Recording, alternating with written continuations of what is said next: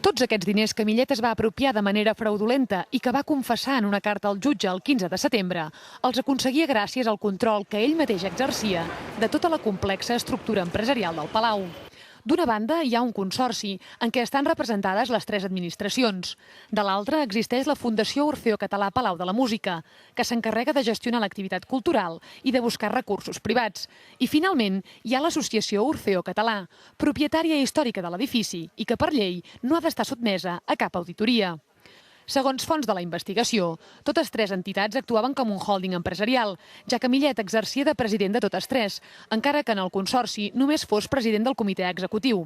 La seva mà dreta, Jordi Montull, d'administrador, i la filla d'aquest, Gemma Montull, de directora financera. Tots 3 portaven la seva pròpia comptabilitat financera, però després en feien pública una altra.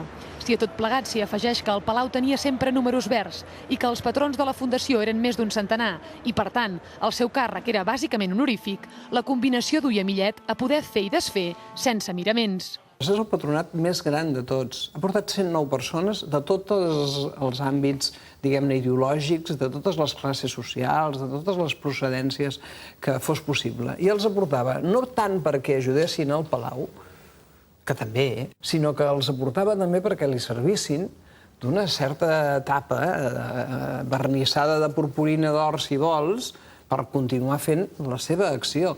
La nova llei de fundacions, d'agost del 2008, diu que els patrons tenen la mateixa responsabilitat que els membres d'un Consell d'Administració.